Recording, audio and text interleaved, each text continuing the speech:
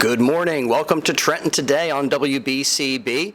Trenton Today brought to you by Capital Health System, proud to support the city of Trenton, and also by your Mercer County Prosecutor Angelo Onifree, proud to support the students of Trenton Central High School. We thank them for their support. Thanks also to Haldeman Ford Subaru, here yesterday, here today, and here tomorrow, and proud to be a part of the greater Trenton community. Great to be with you again. We're going to do some learning today as it's appropriate. We're back here at Trenton Central High School. It's our last video stream of the school year, and great to be joined by Ulysses and our last podcast together, our last show together. Yes, it is. After all these months, it's been an honor. Thank you. Well, you know our guest. We have Andrew Bobbitt with us from the Office of Citizen Concerns, and also Yolanda Vasquez here from Inspections. And you guys know each other. Yeah, I seen at the Mill Summit, right? Yes. Right there. That's awesome. You spoke here. Was that part of the summit that they had? We talked about that a couple of times ago on Trenton Today, I think. Well, it was my second time coming here for the Male Summit to speak to the young adults, male adults here in the city, Trenton Central High School, which was a great program. Well, as I said, we want to do some learning, and we kind of want to learn a little bit about the inner workings of Trenton with Inspections and with the Office of Citizens Concerns. But before we get there, let's do a little history lesson with Mr. Bobbitt, who took us down memory lane a little bit when it comes to Trenton Central High School. One of the chapters of the history book involves the creation of this building and how this came to be. Can you tell us a little bit about how you were involved in that and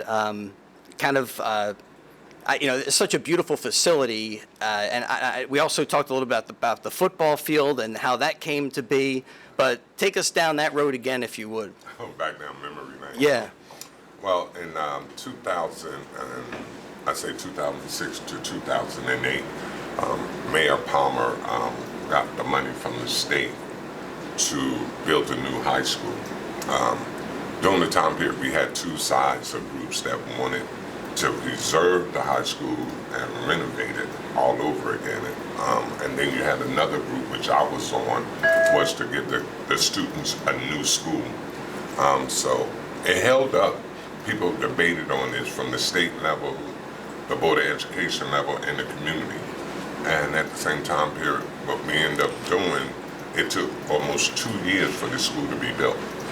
When we first started out, it was $250 million that the state gave us. When Governor Christie took over, and that money was still sitting there, he ended up taking $100 million of that, 250. So the school was built like with $167 million. And a lot of things was left out of that money we could have used, just like the football field, a new track, and a lot of things that we could have had, the kids could have had more of. I can imagine, and I know that the football field came to be later after the high school was already built, but when I look inside this building, I can't imagine what more could have been done. It's such we're here in the digital audio lab, and before the show you were remarking, wow, the students here might not realize the things that they have at their fingertips, the resources that are here for them, and a little different than it was when you were here at Trenton Central. Yes, we had a lot of classes, beauty shop classes, working on my cars, construction classes, which we used our hands on. A lot of tech stuff. When I seen this facility, I was like, when I first walked in, right before they started construction, I was like, these kids got to excel in what they need to do. They just don't know what they have in front of them. But this school has everything every other high school in the county or the state has. And a lot of these state schools don't have what Trenton High has. So it's the time to take advantage of it. And this would take you to another level that we wasn't able to, for ourselves, to get to where we at today. It took us longer, but they right here on the front, that they could leave here with a good education, with the skills they get here, they could go right into the workforce. Ulysses, let us know a little bit more about your experience at Trenton Central High School. You've been in the digital audio program. What are some other things that you've taken advantage of, or you've seen, your friends be able to get skills and get ready for the next step in their life? That's good. That's a good question. Actually, I've seen some friends. They got a certificate or a license for what's we call it again? Cosmetology. Yeah. Some got it for barbershop. Some got it for nose already. Congratulations, because they got it early. Other things I've seen was in STEM, like you said, hands-on construction and hands-on mechanic. That's actually really good. That I only know that Trenton Central High School is the only school that has it for now. I really don't know if other schools have it. My opportunity that I got here was announcements, recordings, right now where we are podcasting. Trenton Central High School does give you a lot of opportunities. It's like he said, you just don't see it in front of you. All right, so now the announcements, is that something that you write up each day? Are you here, are you the morning announcement guy? Yes. And Oh, man, the voice of Trenton Central. Yes, but not just me, also Ashley on my side, Medina. Oh, nice. And Mr. Ashley helping us today. Mr. C is the one that they send him the emails, or they send him what to put on the announcements and specific days to read it. Now, all me and Ashley do is we just figure it out, split it up, we'll reach each, and then from there, then we go and read it. Well, we see the kids, before we get started with our show, working on their projects, and Mr. Caniglio talking about different broadcasting skills that they're working on, and it's a really neat program. They even have 2 studio rooms just behind us, in addition to all the computers that you can see on the cameras here today. All right, let's get into a little bit of personal history, and let's bring Yolanda Vasquez here into the show. You're waiting here on the side. Ms. Vasquez, how long have you been with the city of Trenton? And right now you're in the Department of Housing inspections. Have you always been doing that kind of work? No, actually. I've been with the city now for over 30 years. Whoa. I started right out of high school. And in the beginning, I went in as a clerk typist, moved up. But on the side, I did some construction work. So I found it interesting. Mm-hmm. So then I saw the housing inspectors always coming out every day with their uniforms, getting in the cars and going to do inspections. And I was like, maybe I could do that. And I took the test and passed, and I became an inspector, I say about 20 years ago, almost 21 years ago. So your first job, clerking, was that something you need to have typing skills, that type of thing? Yes, because when I went to school, I did the co-op program. Mm-hmm. So half day I did clerical work for the state. So from there, I got hired with the city. And I did all typing. I learned how to process payroll, and I was working for the budget officer, typing up budgets. A lot of fun stuff. Yeah, Wow. it was a lot of fun stuff. So, but it was good. Pay your dues I and paid my dues, yeah. move on up.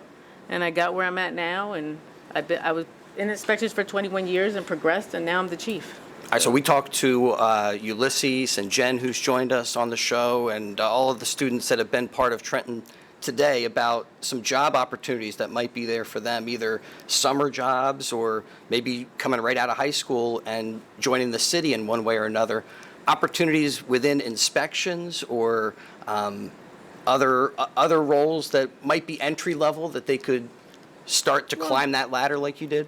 For me, there's always going to be some entry level positions. Like you have clerk positions. I think they do have a summer program. Yeah, they do have a summer program for summer help, and I mean, that's one all way the to different. Yeah, get you can started go to the in website. Okay. So if you go to TrentonNJ.org and you look up in the personnel area, because this is how do I, and you can click that and take it down to apply for a job. If I'm not mistaken, they even have some positions that are whatever's vacant. They usually post there, and at the same time, I always tell people to keep an eye on the state website, because there's a lot of entry-level positions on the state website that you could take the test. So that way you become permanent right off the street if you take that test and get certified in it. And is that test for, it could be a Any number position. of different things? Any position, even for clerk. All right, Ulysses, might want to take that test. Definitely take the test. And another thing, I'll piggyback off what she said.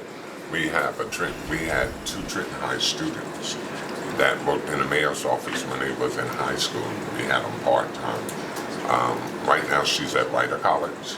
She runs the mayor's office connecting with the council members.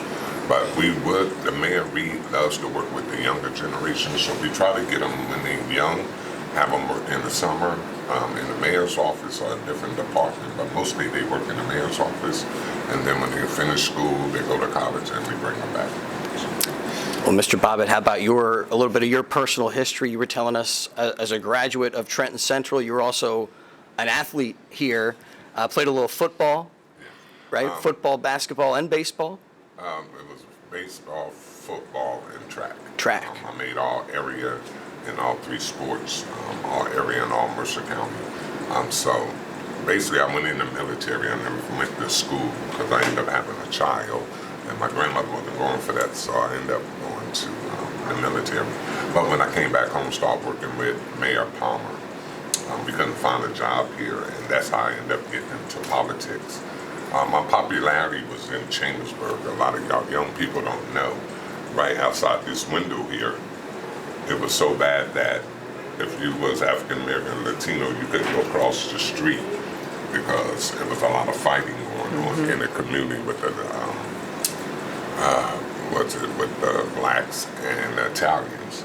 So, but my sports gave me the opportunity to play in Chambersburg, and also when Mayor Palmer wanted to run with my popularity, it got people to vote for him. So I always take credit for him getting in office, and he knew it. So you were saying you're going to have a special moment coming up when you and the rest of the class of 83, 73, anybody who graduated with a 3 is going to get to go onto the field. Is it a graduation thing?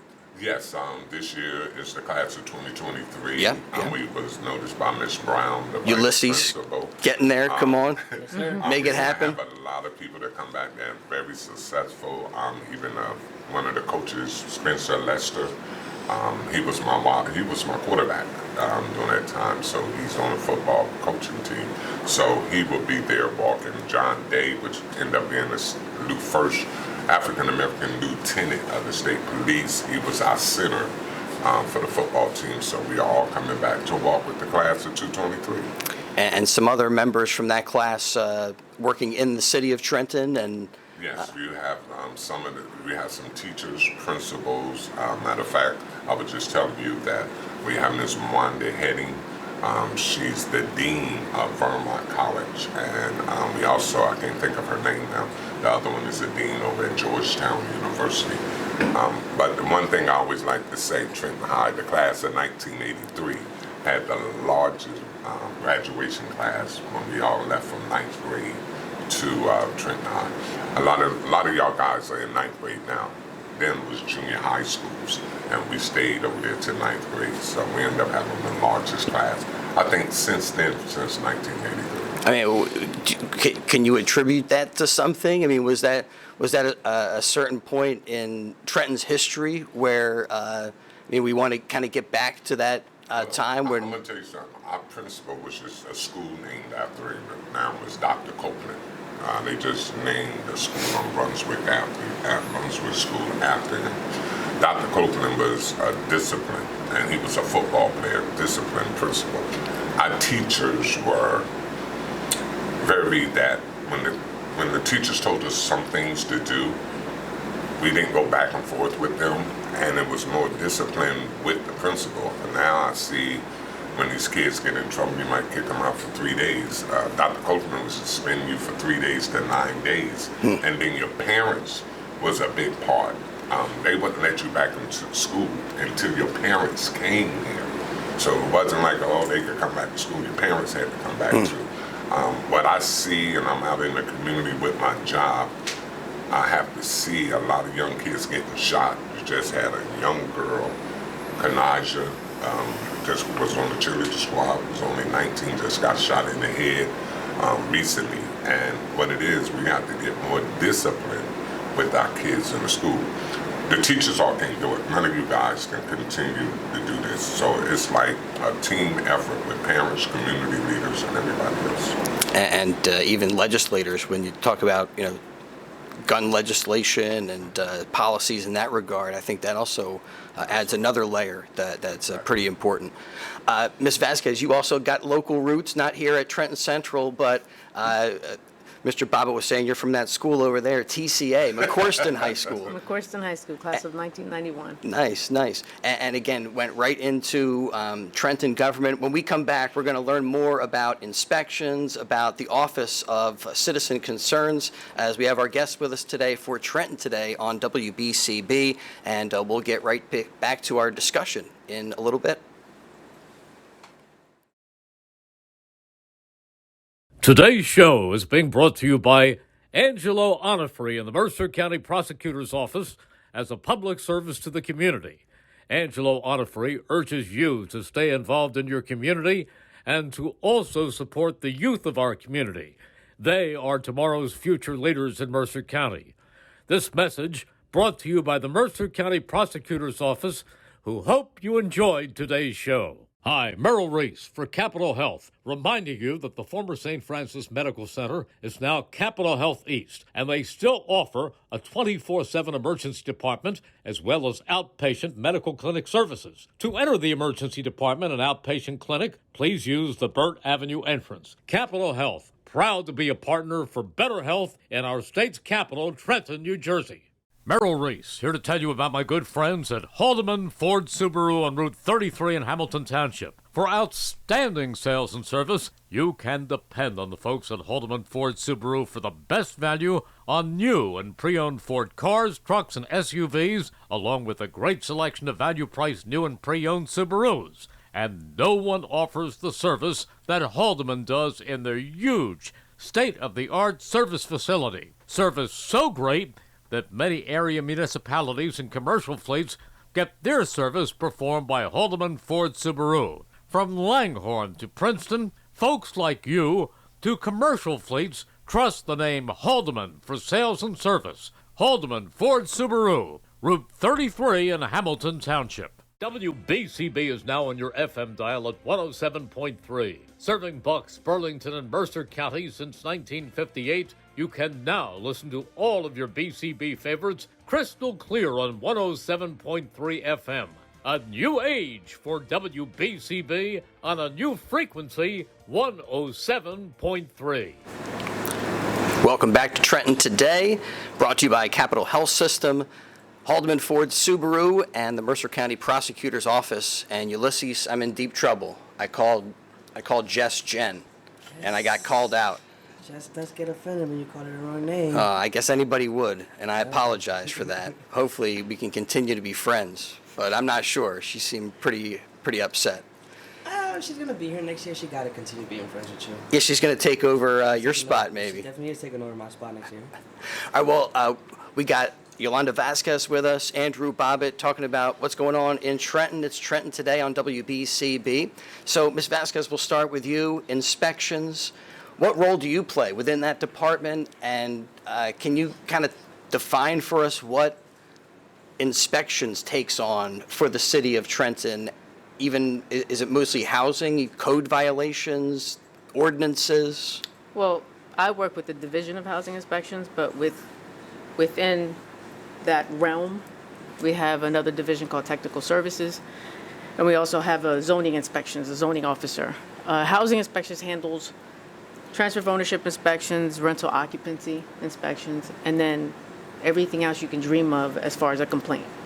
So it can be from weeds, debris, somebody dumping. I mean, we get it all. Vacant and open properties, abandoned properties, squatters. We'll get calls for that. I'm always worried that the inspectors in my neighborhood are going to come out and measure the length of my grass and give me some type of ticket or something because I wasn't out there with the mower quick enough. What should Trenton residents know about those types of the property cleanup? Or if you make a complaint, how do you guys get some resolution? Okay. Well, normally I tell my guys, like, if you put your foot down in it and you can still see your shoe, it's all right. It's okay? Yeah, so. Nice. But right now, I try to encourage people actually to use GovAlert. GovAlert is something you can actually go to on the city's website to file a complaint. And you can use that for anything, not just inspections. You have the ability to put animal control complaints in there, streets, public works, sanitation, like anything that you have an issue with, you can actually go there and put your complaint in. That way you can kind of get some feedback and you'll get notifications when your case is moving along. I'm not too familiar with that system, but I know we talked about it in previous shows. We had someone from transportation on, and they were saying, oh, for potholes, that type of thing, you go in there, and I guess you can describe the problem and also where it is and a lot of details on there. If you have the phone app, it actually pins your location when you're using it to, Nice. to put the complaint in. You can even snap a picture of it and attach it to the complaint so Right. that the person can see what it looks like. Those phones are sometimes a little creepy in that way. I know. They know where you're They know at. where you're at. Sometimes I feel like they listen to us, but but yeah, you could use that app and you can report anything, any issue. So typically, you don't hear a whole lot about the grass being too high. Is it more regular inspections that you guys do with apartments, or is it responding to complaints and landlord issues? Well, we do a lot of occupancy inspections, turnover, because it's a requirement. So even in the big apartment buildings, we have to do those inspections. So, but I will say it's a seasonal thing. So like starting from now till October, we will get a lot of complaints for grass. Really? Yes, we do. Because it's, some people they have a vacant property and they abandon it. They're Right. not maintaining it. So we get a lot of complaints for. Well, I mean, it's a little surprising, but it does ruin the neighborhood and the vibe and everything. You want your neighbors' properties to be maintained just so the neighborhood has a certain look to it. And so I could understand why you pick up the phone or go onto the, was it Gov Alert. Gov Alert, and make that known to somebody. Yes. And it's a cleanliness, but I've always thought too, crime is attracted to ugliness. So when it looks good, I think you'll have less crime in that area. And I've actually seen it because years ago I went out with the police department and we did a sweep on like Stuyvesant Avenue. It was like a couple years ago. And when we did it, I was told that it did drop some of the crime. So I always encourage people, if you can clean it. I mean, the city's there, we'll cite it. We'll issue a violation. If they don't do it, we issue a summons to take it to court. But ultimately, if nobody appears in court, it turns into a warrant for arrest, and then the city has to cut it. So if people can be patient with us, we're trying to keep up with it. Your offices work together. You hear from the Office of Citizen Concerns sometimes about, talk about, you want to clean it up, but there are times where if your neighbors are putting trash out and it starts to accumulate, it becomes almost overwhelming. And you're like, it's not my job necessarily. I mean, somebody needs to get it done, but I don't know. I guess I've heard of like some alleyways where trash can accumulate, and Yeah, that's a it's common. tough for the citizens to respond to that. Yeah, that's a common complaint that we receive. And what happens is I try to get people to understand just to please be patient when it comes to our end, because legally we have to give a violation and I have to wait for the reinspection date before I can issue a summons and act on it. I can't act on it until I do all that. Andrew, sometimes though, will get a call and he'll call my office and, we'll try to put our heads together to try to get it taken care of quicker. I've had to use any resources at my hand. We try to do web searches to locate a name, because that's another issue. That we have too many LLCs, and then you don't have a name behind it, so it's very difficult to handle that case. So we'll get together, put our heads together, try to find the actual person behind the LLC. We'll use our resources, pull together to try to find somebody, because ultimately what I want them to clean it. I don't want the city to have to clean it. But we do eventually have to do it. But to be able to hold someone, it's a whole process. Yeah. But for me, I just want to be able to hold someone accountable for what was dumped there. And it's a difficult task. Mr. Bobbitt, your office, Citizen Concerns, seems like it encompasses almost anything that may come to a citizen's mind. They might pick up the phone, reach out to your office, and then your job is to get them resources or maybe to take things on yourself. But I'm guessing you do hear just about everything and have to work with the county, with the state. Well, it's, I say when I first started years ago, which I've been in City Hall since 1990, over 34 years. The thing about it used to aggravate me because a lot of citizens wanted you to do the jobs that they should be doing. But yeah, we get calls. I just had a meeting with the mayor, community officers, and the police director, the Department of Public Works about the illegal dumping. We have a lot of individuals that's in this city trying to work, and a lot could testify to this, that are fixing homes up. But instead of them going through the proper channels of getting the permits, what they need to do, so they'll work on the weekends when they know the city is closed, and then after they go in there and tear up the house, they're taking it, throw it in the alleyway. So what we do, Yolanda does it, and she taught me, and the inspectors taught me different things. So we started looking for clues of like mailing addresses and things like that that's located in the garbage. But in our city, a lot of people don't know, which they should know, because we put signs up. We have cameras in alleyways. And the cameras are used not just for that, for dumping, but any crimes that happen in the city. So we can monitor that. And they can look at it anytime on their phone. Some of our officers can monitor if we got dumping in alleyways. Well, good to have an eye on what's going on in Trenton. But I want to ask you, Ulysses, we mentioned the thing where your cell phone can get pinged with the GovAlert deal and cameras in the alleyways and stuff. As a young person, are those a privacy concern, something that you think about much, or is it just kind of part of everyday life? I mean, I don't know, I don't think about those things too much, but they are things that are pretty significant about where the world is going. Yeah, well, if I'm being honest right now, cameras in the alleyway, I really did not know about that. It's actually new to me. Just caught me off guard with that. I'm like, you mean a lot of things do happen in the alleyway, trash, crimes, you said. But I mean, as you keep growing up, generation, technology keeps advancing and advancing. Right. It's just incredible at this point. And like you said, pinpointing your location on your phone, they could do it like without my permission or with my permission. That's crazy. It's very crazy. Scary.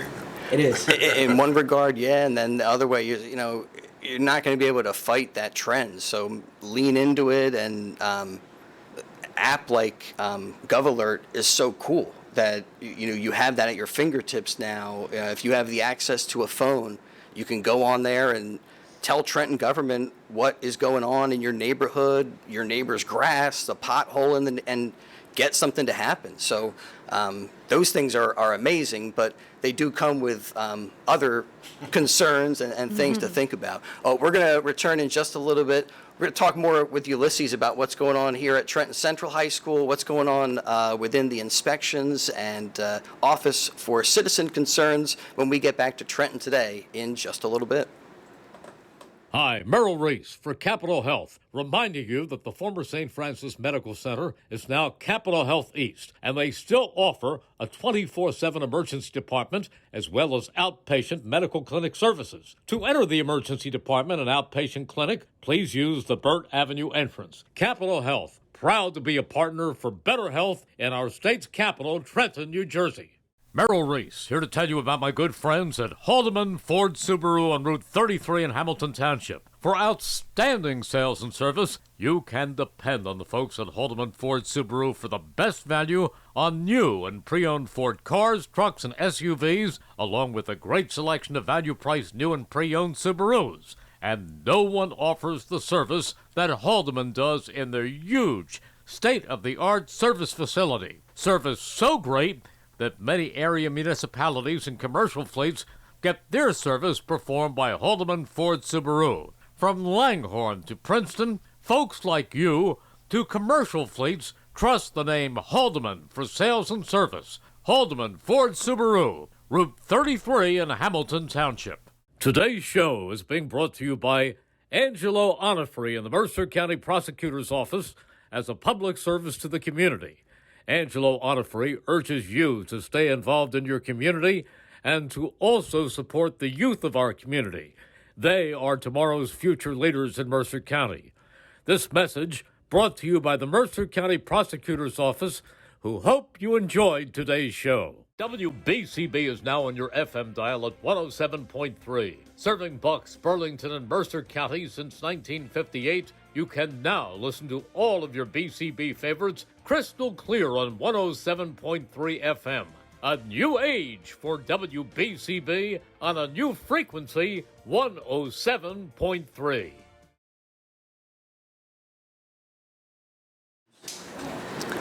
Back here at Trenton Central High School, it's Trenton Today on WBCB. We've got Mr. Bobbitt, Ms. Vasquez with us, Ulysses hanging out, and unfortunately, Mayor Gusciora not able to make it. He's got something else on the calendar. You were telling me, Mr. Bobbitt, that he is meeting with some of Trenton's seniors, which is a good reason to be elsewhere today. Yes, they went on a shopping spree to Walmart, and also the mayor's over there. They're hanging out at the Sam Naples Center. All the seniors are the 3 different parts of Trenton.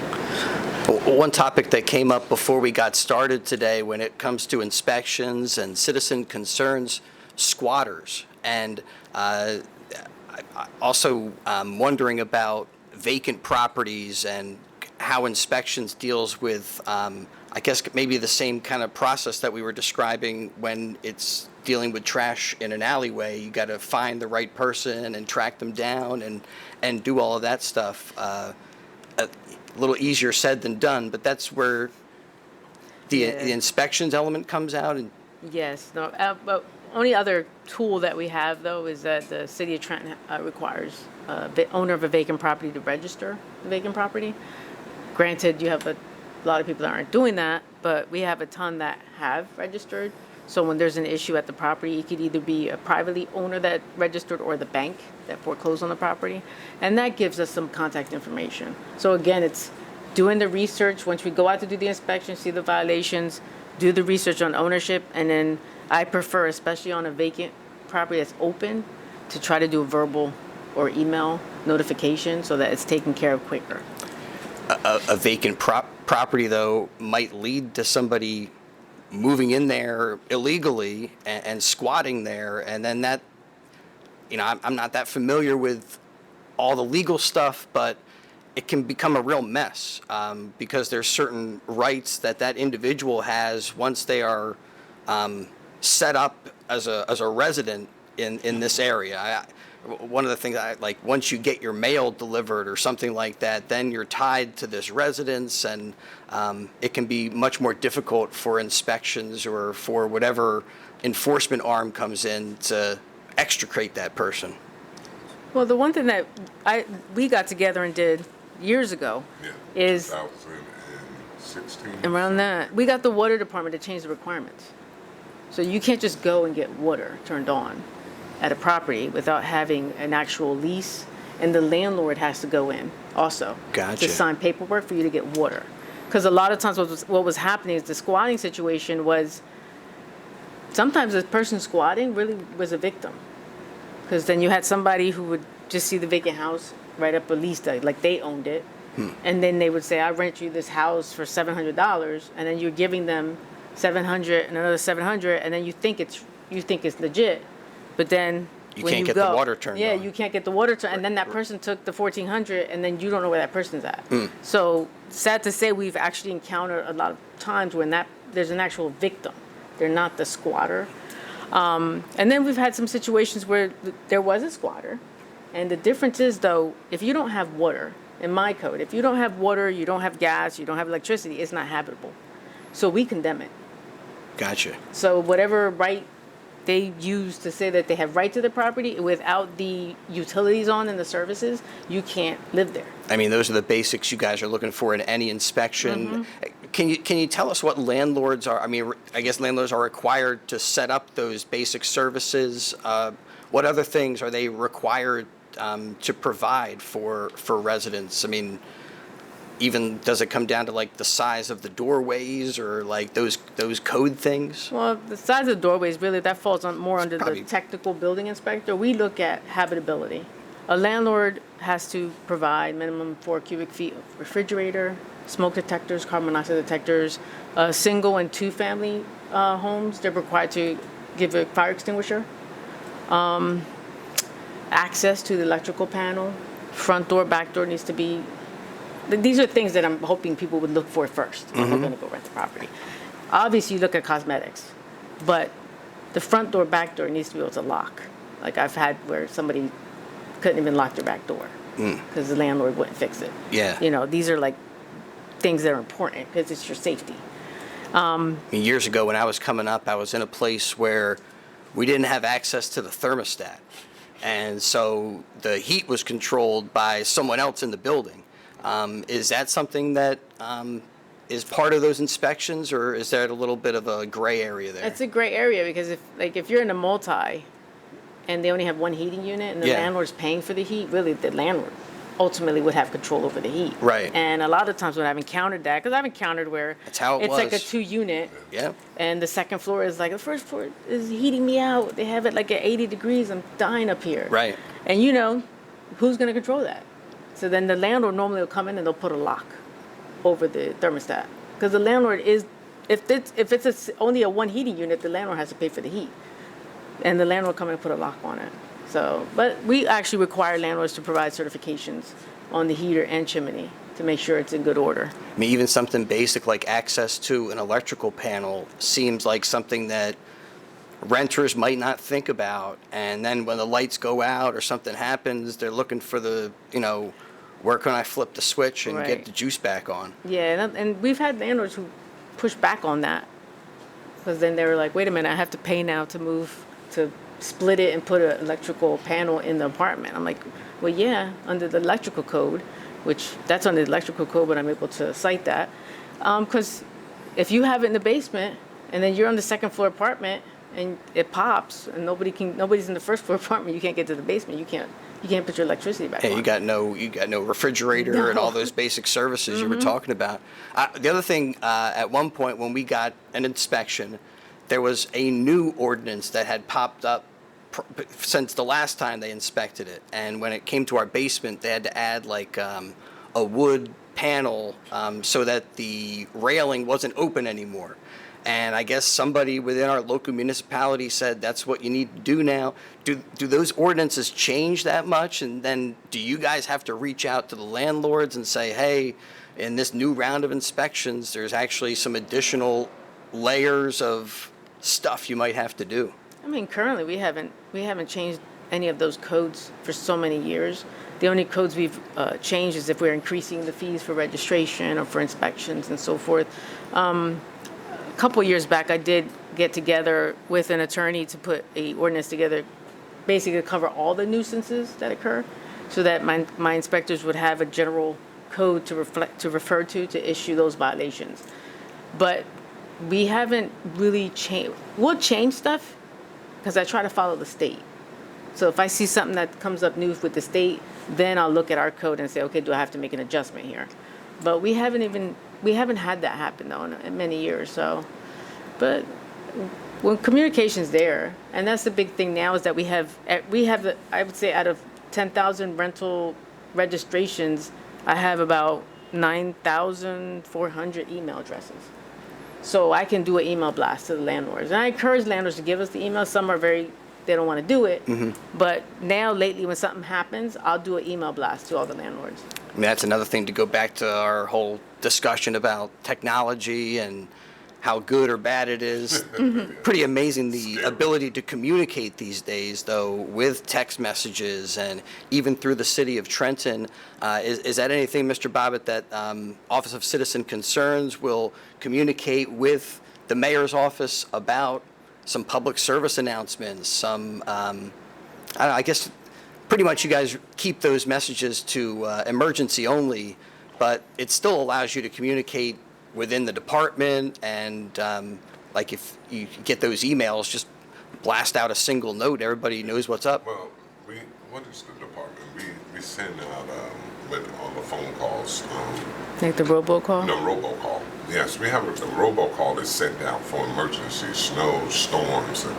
But the thing about it, they was landlines that you had their numbers. So a lot of times we tell people to call a certain department, which is Public Works, give us the information of your phone number so y'all can get all these emergency phone calls, like not putting your garbage out, and people don't do that. So now, if it's a holiday, they're giving you a warning, don't put your garbage out.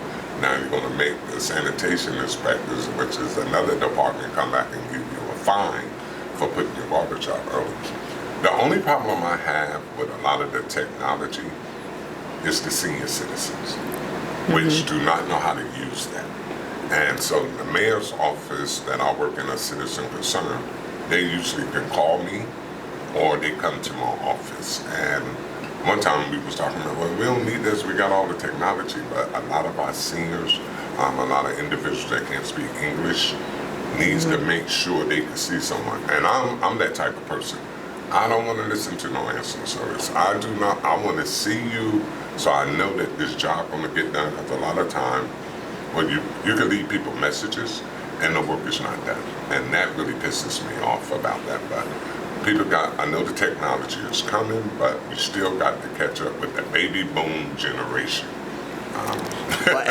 And to those baby boomers and senior citizens, I mean, one message that I would share with you is that, don't be intimidated by the technology of today, because it is so user-friendly. It's not like the computer systems of years gone by where stuff's going to crash on you and you're going to lose all your work, or any of these other nightmare scenarios that were part of that cyber generation coming up, and then they just didn't have any experience with it, and so they said we can't even ask. Now it's pretty self-explanatory almost. The device will tell you what it wants you to do. But I agree with you that you need to communicate every way possible. One of the things that was in the news recently was that Ford Motor Company was considering taking AM radios out of their new vehicles. And, if that's what that company wants to do, all right. But for people who want an AM radio, might make their cars a little less marketable. But AM is another way that some people get their news, get tuned into things. Local news, matter of fact. Yeah. People like to listen to their local news in their city. Right, and you look at other parts of the country. I mean, AM is much bigger than it is here, and you want to be able to communicate every way possible to include everybody. People, older generations who might be listening to AM radios, and cyber grandmas and grandpas that are on their devices too. I'm a cyber grandma and grandpa. All right, well, we're going to step aside. We'll return to our discussion. Trenton Today from Trenton Central High School. We got more coming up in just a bit. Merrill Reese here to tell you about my good friends at Haldeman Ford Subaru on Route 33 in Hamilton Township. For outstanding sales and service, you can depend on the folks at Haldeman Ford Subaru for the best value on new and pre-owned Ford cars, trucks, and SUVs, along with a great selection of value-priced new and pre-owned Subarus. And no one offers the service that Haldeman does in their huge, state-of-the-art service facility. Service so great that many area municipalities and commercial fleets get their service performed by Haldeman Ford Subaru. From Langhorne to Princeton, folks like you to commercial fleets trust the name Haldeman for sales and service. Haldeman Ford Subaru, Route 33 in Hamilton Township. Today's show is being brought to you by Angelo Onifrey in the Mercer County Prosecutor's Office as a public service to the community. Angelo Onifrey urges you to stay involved in your community and to also support the youth of our community. They are tomorrow's future leaders in Mercer County. This message brought to you by the Mercer County Prosecutor's Office, who hope you enjoyed today's show. Hi, Merrill Reese for Capital Health, reminding you that the former St. Francis Medical Center is now Capital Health East, and they still offer a 24/7 emergency department as well as outpatient medical clinic services. To enter the emergency department and outpatient clinic, please use the Burt Avenue entrance. Capital Health, proud to be a partner for better health in our state's capital, Trenton, New Jersey. WBCB is now on your FM dial at 107.3. Serving Bucks, Burlington, and Mercer counties since 1958, you can now listen to all of your BCB favorites crystal clear on 107.3 FM. A new age for WBCB on a new frequency, 107.3. All right, we're back with Trenton Today. You know, one issue that did bring up a lot of citizen concerns was the pandemic and COVID-19.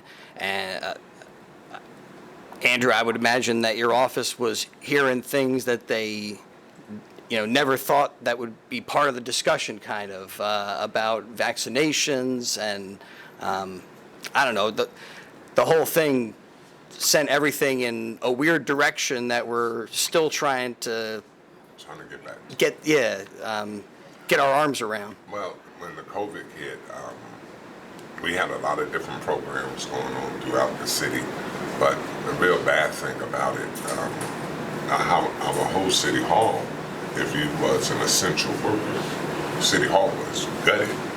A lot of people worked at home, and we had problems with that. Also, working with our seniors, we had to get out there. A lot of the seniors were more scared than the younger people. And we had to get to their homes. We had to find out during the time period, are they home by themselves? I remember some people was living by themselves. Some people were sick with the COVID. No family members. So what we used to do, we used to go out and then place food, juice, or whatever on people's steps so they can have something to eat, but we couldn't go in the houses. And Yolanda could tell you, if you had problems with your inspections, none of the inspectors was allowed to go on the premises or in the people's homes. So a lot of stuff started going downhill, and a lot of problems. About time COVID was over, all of these problems just got larger.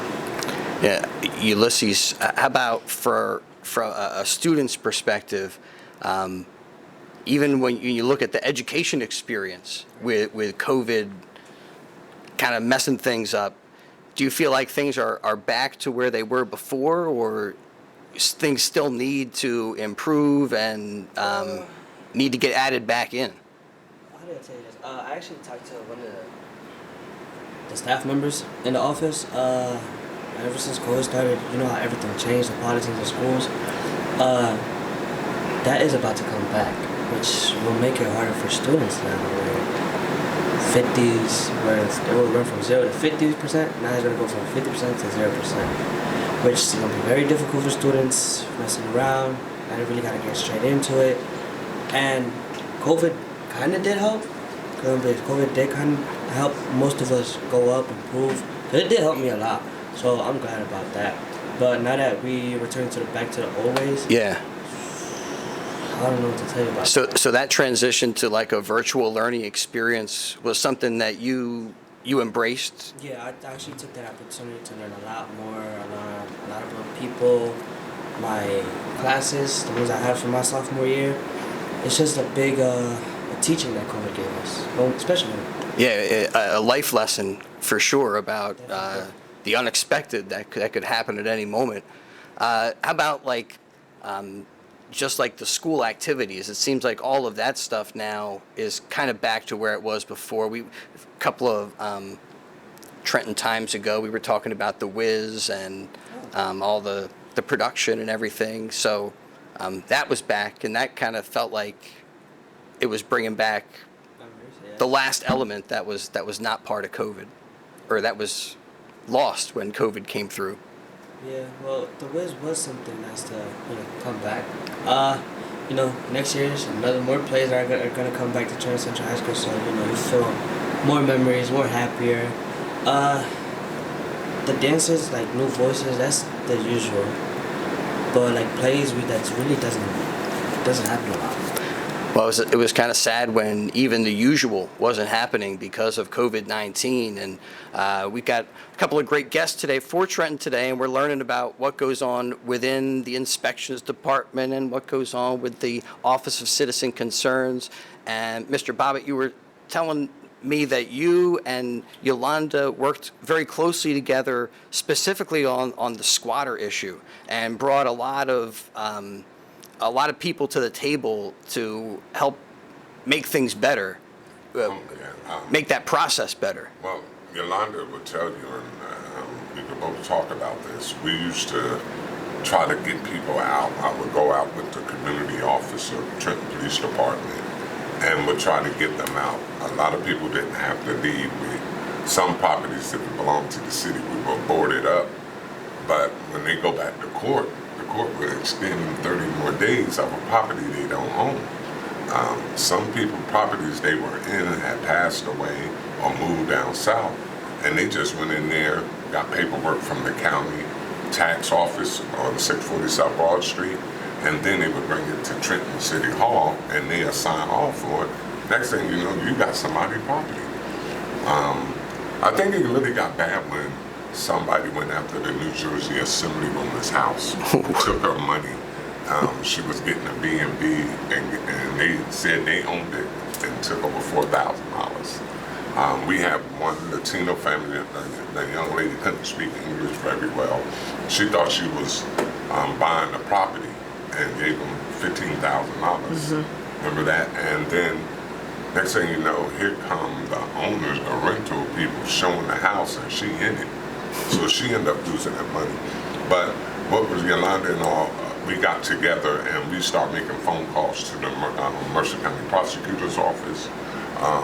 We started having, we call it the State Senator Shirley Turner, New Jersey Assembly people. But everybody thought it was just a Trenton problem. Next thing we was in touch with was the Chief of Police of Hamilton, Ewing, and I think Lawrence. All 4 of our cities was getting hit like this and people just moving in the property. So what we end up working on, after we got the people out there, we got permission to get you out, and then you want to go to court, and if you still continue to say it's your property, the prosecutor's office of the county would be waiting for you. And then after they done throw you out and you come back again, now they're going to prosecute you. Usually they just tell people to move out. You didn't get nothing happen. But they was ready to prosecute you then after that. Yeah, it seems like a nationwide problem or so. It was like Yes. kind of, is it title theft, or, I mean, you're just squatting, I guess. I mean, Yeah, it was a title theft. Well, it was beyond that though, because this was a common thing everywhere. They had this. The bank had this thing where they would do cash for your keys to get you to vacate if it was your house and they're foreclosing on you. They'll give you cash. You give the keys and you move. So what happened was a lot of people knew about that. So then the tenants would pick, or a squatter would pick a house that was owned by the bank because they wanted to cash for the keys. And I encountered a couple cases like that where I went there and lo and behold, the squatter would be like, "Oh, I just need 5 more days." I'm like, "Why?" And they're like, "Because the bank's bringing me my check." And it was all it wasn't smart that the banks did that because it became very popular. And that's why you heard at one point it was a big spike in squatting, but it was happening across the U.S. But we have one individual, I ain't gonna mention his name, but he used to ride a horse through the city. No. And he claimed so many, they had a group of them, it had to be about 8 or 9 of them. They ended up prosecuting, we started getting them. But they had a group doing this all across the city.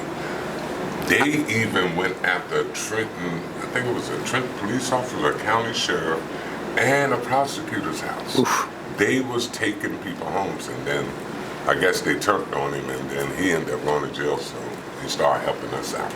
so, I mean, he went to jail for another Well, for this- offense? No, for this offense. I mean, were there a lot of enforcements and prosecutions then through? I think they got about four, and then they broke up the ring, but it was a ring. They had this plan, making money and everything. So again, you reach out in the local municipalities and everybody comes together. Other issues within Trenton, are there any state roads or you mentioned county roads before we got started? Anytime you have to reach out to like the federal government for certain citizen concern issues? Well, another considered concern is a lot of people that's from different countries. They have a lot of Indians that have the Dunkin' Donut stores and things like that. A lot of Ecuadorians, Guatemalans, and Liberians that come to the country. And So another thing that we have to do now, I have to reach out to Senator Booker, Senator Menendez, and Congresswoman Bonnie Watson. We can't do anything about that. So what we do is reach out to them and see if they can help these individuals. And People who are applying for citizenship? yes. And a lot of them, and like I said, they are called the mayor's office citizen concern. That's way above my pay grade and the mayor's. So you got to have those connections from the federal all the way down so we get things done. But that is one way that Trenton residents can get something to happen. If you could share with us how people can get in touch with your office, phone numbers, email, all that stuff. And then, Yolanda, I want you to have at it, same thing. Let everybody know how the inspections department you can be reached. Okay, well, you could call the mayor's office a citizen concern and community engagement, which is two titles. I don't know why. But anyway, my name is Andrew Bobbitt. My number is 609-989-3809. And if you need to get contact me by email, it's abobbitt, B-O-B-B-I-T-T, because if you forget one of those B's and T's, it's not coming through, at TrentonNJ.org. Good stuff. Ms. Vasquez? If you want to call in for housing inspections, you call 609-989-3563. My email, like Andrew was saying, is Y, and then Vasquez is VAZQUEZ at TrentonNJ.org, because some people think it's an S automatically, and they're like, I emailed you and you're not answering me. I'm like, I didn't get it. But yes, definitely. And we have, I could throw out one more phone number, 989-3562 also for housing inspections. Any phone numbers you want to share, Ulysses? How everybody could reach out, get in touch, I don't have a business yet. give us your business card. But I'd like to say one more thing to the younger generation and the audience. The summer is coming. A lot of things a lot of people don't know, and Yolanda know. I have to come out every time there's a shooting to the hospital. If it's 3 o'clock in the morning, 2 o'clock in the morning, and I'm starting to see a lot of our younger people getting shot and killed for dumb stuff. I would like to tell everybody, please stay away from Clinton Avenue after 12 o'clock by Regal One Bar. It's a place where a lot of the Generation Zs like to hang out, throwing trash, liquor bottles in front of people's houses, and also Dolly Homes. So I will give y'all a heads up. I'm trying to give y'all a heads up. Do not try to avoid those places on Clinton Avenue and Dolly Homes, because it's going to be a hot summer, and that's where a lot of our problems in the city come from. The younger generation being out to 2, 3 o'clock in the morning. And there's going to be a lot of big police presence, so be aware. Well, let's all have a safe summer. Thank you for that, Mr. Bobbitt, and thank you, Ms. Vasquez, for being with us today. Really appreciate your participation, and big thanks to Ulysses for hanging out, and we bid you adieu. A senior, this is our last video stream here from Trenton Central for this school year. So thanks to you, and thanks to all the seniors. I'm not sure if we got any other seniors here with us. Ashley, doing our technical directing today. So all the best to you guys as you move along in life. I'd like to say thank you, Mr. C and Mr. Francis, for having me on this, putting me on. Also to my mentor, actually, last year, Nelly. I don't know if you remember. Yes. Nelly. Yeah, but now that I will be graduating, it's an honor to give Jessica Nazario the main chair.